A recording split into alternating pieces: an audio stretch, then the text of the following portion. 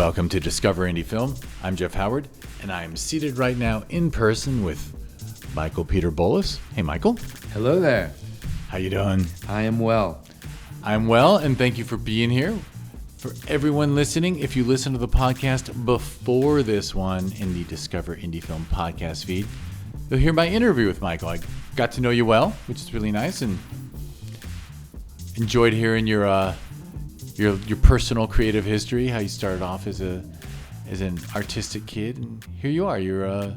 People should listen to that. That was a good talk. Thank you. I enjoyed it. Yeah.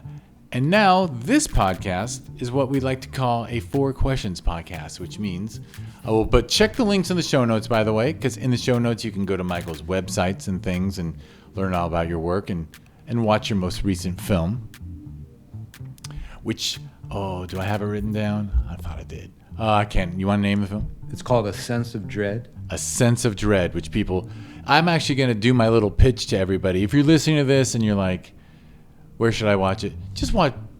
Go to Prime. Pay the rental fee. Support an indie film. Yeah, and it's right? a better experience without the commercial. It's a better experience without the commercial, even though they let you pick your commercial spots, right? Like on the commercial supported ones.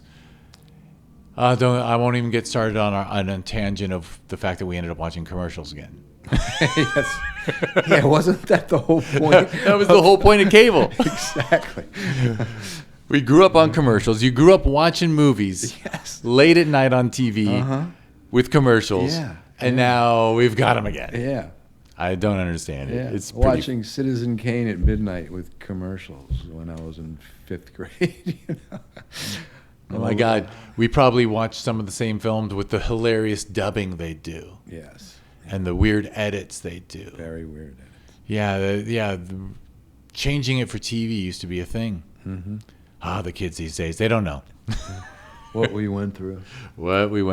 But anyway, so Michael will be answering the 4 questions, the Discover Indie Film 4 questions, which are: name 3 films you love, name an overrated film. Actually, it's underrated, overrated, and then lesser known that people should seek out. You want to jump right in and name 3 films you love? Okay, I would just like to preface my answer by saying this would change depending on the day. If you asked me the same question tomorrow, I might pick 3 different movies. But right now, I'm going to say Fritz Lang's M from 1931. I just pulled a huge face because that is a brilliant fucking film. It's amazing. Amazing.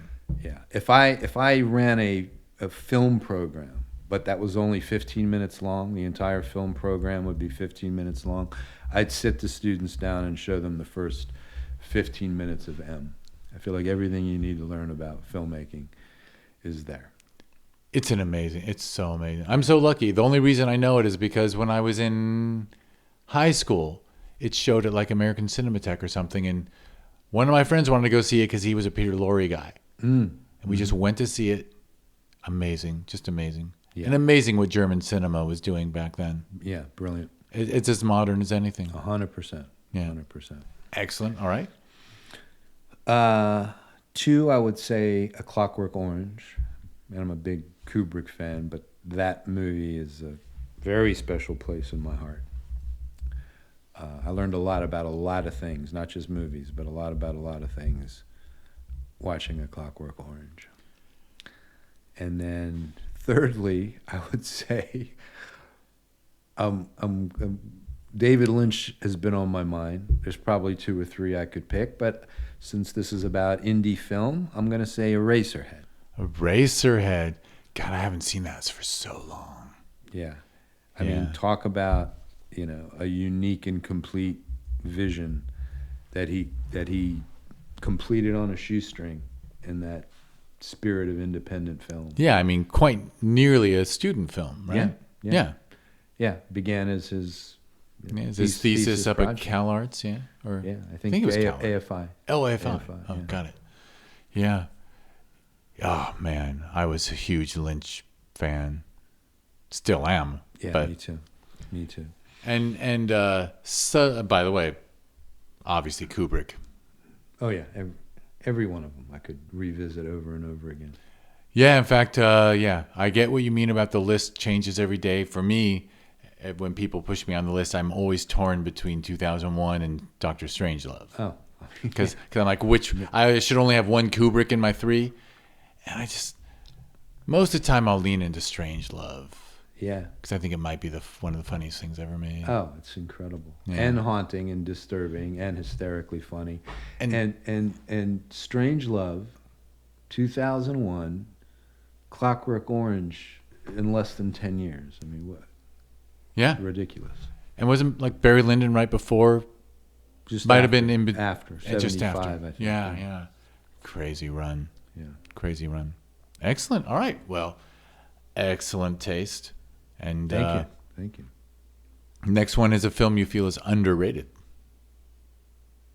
Okay, so you were telling me about commiserating in the bar and putting people. So this is probably going to annoy some people, but I rewatched Heaven's Gate, which, is cemented in lore as this huge disaster. And I understand from a fiscal perspective it basically bankrupted United Artists, and it was completely dismissed. But I watched it again, said, this is not a bad movie. It's not nowhere near his Deer Hunter, but this is not a bad movie. This is an interesting movie. It's a complex movie. It's a multi-layered movie. It slogs at time, no question about it. But it's very cinematic, and I feel like it's very ambitious. He may not have met the target of his ambition, but I think it's underrated. I don't think it's as terrible as everybody remembers it to have been. Yeah, well, and I bet, honestly, most people haven't seen it. Yeah, I think they just have an opinion of it. Exactly. I think that's true. I don't think a lot of people have seen it. For sure. Mm-hmm. Heck, I think that of Ishtar, and I never saw Ishtar. Right. Exactly. I should really see it. Elaine May was a genius. Yes. So I shouldn't think that like, oh yeah, that movie had to suck. Right. It's never true. You got to see it with your own eyes. 100%. True. Very cool. Very cool. All right. Well, now this one should be fun. A film you feel is overrated. All right. When I saw that question, the movie that immediately came to mind is a movie that's beloved. I know everyone loves this movie, but I think The Sixth Sense is way overrated. I think he pulled off an amazing trick. He did it beautifully well. Rewatching it though, and not just because we know what the reveal is going to be. Sorry for no spoiler alert. I'll keep my mouth shut. I think you should spoil it. Okay. Because if someone hasn't seen it by now. Yeah. But what happens after the big reveal in the last 10 minutes or so is kind of painfully ridiculous. And I tend to, I don't know, I kind of think of him as sort of a one-note Charlie, and I don't think it really holds up once that magic trick that he did pull off at first viewing, no question about it. It makes an interesting point, right? Because one of the things I do tend to believe is that great art gets better every time you experience it, whether it's a painting or a book or a movie. And I can name lots of movies that have gotten better every time I've seen them, no matter what. Even recently I saw one that I was like, oh, first time I saw it, I thought, well, that was good. And the next time I saw it, I was like, oh my God, it's brilliant. Like, right. And if something gets less interesting every time you see it, well, what does that say about it? Yeah, I think you're right. Yeah. There are films I show my students, and I've seen these movies dozens of times because of what I do. And I'm always seeing new things. I'm always captivated. When I show them showed my students Dog Day Afternoon last week, and I was just riveted. I've seen it movie 20 times. I'm still riveted by it. Just these amazing moments. Absolutely. So that's a great point. Yeah. And fair enough, yeah. And the truth is, I never rewatched that film. Right. Because I don't really feel the need. Right, exactly. Yeah, because I bet the whole time I'd be watching for the clues. Mm-hmm. So, yeah, there you go. All right. Well, one more question, which is a lesser-known film for people to seek out. I have to go with This is going to sound really pretentious, but it's from 1986, I believe. It's an Argentine film. It's called Man Facing Southeast. And I think everyone needs to see it. Now, there was a Hollywood remake about 10 years later that was called, with Kevin Spacey, I think it was called K-Pax or something like that. Skip that and watch the original Argentine film, Man Facing Southeast. And I've heard of it. I haven't seen it, but I do know the title. Yeah. It's fascinating. Yeah, I didn't see K-Pax. I remember when that came out. Yeah. Yeah. Oh, interesting. Very cool. I don't know how I ended up in a theater watching this foreign film when I was in college. It wasn't for a class or anything. I just ended up there. And I just walked out, mesmerized, hypnotized, blown away, and couldn't wait to watch it again. That's an experience. When I've had that experience in life where you just kind of go see something with no real agenda. It's not really on your radar or anything. You just go to the theater. Mm-hmm.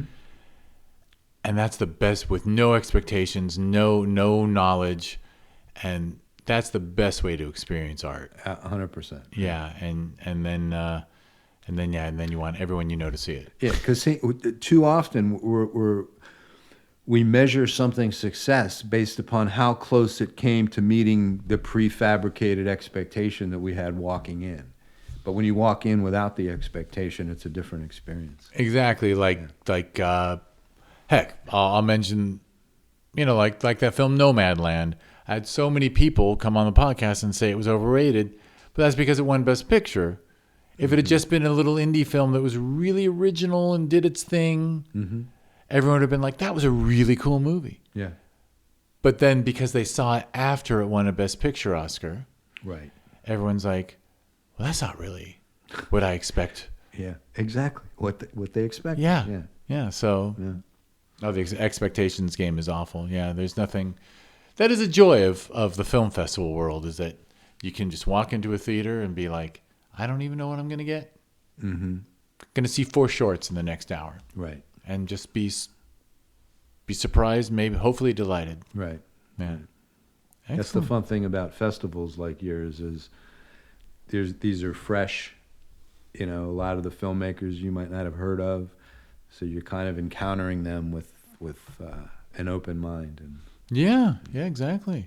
Yeah, no expectations. It's not like, oh, I've heard about this.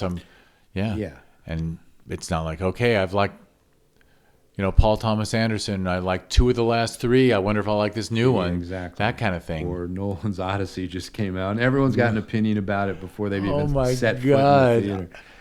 Yeah. I did open up a news site, a news app, and it was just everything about the Odyssey.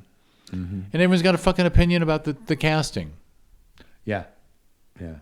Like that matters. Yeah. They need a little history of theater and drama. Well, yeah, because whatever. You shared during the interview, the podcast before this one, that you taught a class at NYU about Greek drama, and all the actors were men back then. All of them. I have to, when I'm talking to my students, I say, I'm not being chauvinistic when I say they were all men. Yeah. Wearing masks and robes, and they wrote female roles. Female heroines. Yeah. Clytemnestra and Iphigenia, all played by men. Yeah. That was the time. Yep. Yeah. Always interesting. Mm-hmm. All right. Well, excellent. I do have to. I guess I do have to see the Odyssey. Yeah. We'll see it. Yeah. Definitely. We'll see it. Might be fun to see it on the big screen. Yeah, that's true. Especially that. I did. Nolan's someone I drag my ass out to a 70mm screen. Exactly. There aren't many. Or an I'll do that IMAX. for. In fact, I had a nephew visiting from out of state or whatever when Dunkirk was out, and I looked at him and I said, "You want to go see Dunkirk on the IMAX over there? Because if I'm going to bother to see Dunkirk, I want it to be so freaking big. I want to be overwhelmed." Mm-hmm. Yeah, and I was overwhelmed. Yeah. More with the visuals and the sound. All right. Yeah. All right, well, let me do the wrap-up. Okay. All right. Michael, thank you for being here. It was my great pleasure. I appreciate the invitation. Yeah, and it was fun talking to you. And man, you made me realize I'm gonna have to make my kid watch M. Yes. That movie is so good. Yes. So good.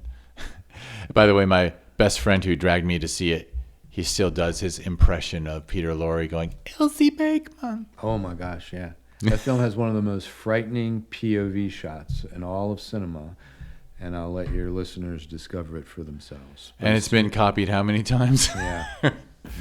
Yeah. Well, so anyway. All right, everybody. Check out the clickable links in the show notes to look at Michael's work. Check out the links in the show notes to learn about the film festivals that I run. If you want to learn about this podcast, go to discoverindiefilm.com.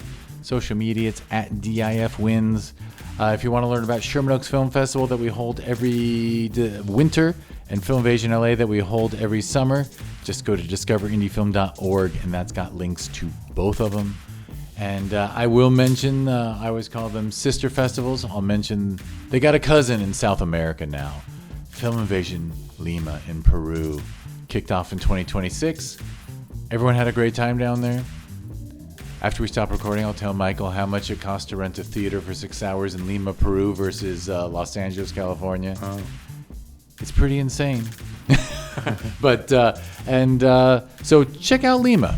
What the heck? Check out everything and support the arts and watch A Sense of Dread, Michael's film. Just support indie film and pay for it on Amazon. You know? You know, when you do those Amazon returns, they give you digital credit instead of, or whatever. You know, sometimes you build up digital credit on Amazon. Well, you got to buy something with it. Right. So download some novels to your Kindle, but also rent some indie films. Because seriously, doing VOD of indie films on Prime is a direct way to support indie creators. And way better than those commercials. 100%. All right. Thank you so much, Michael. Oh, my pleasure. Thank you, Jeff. And thank you, everyone, for listening.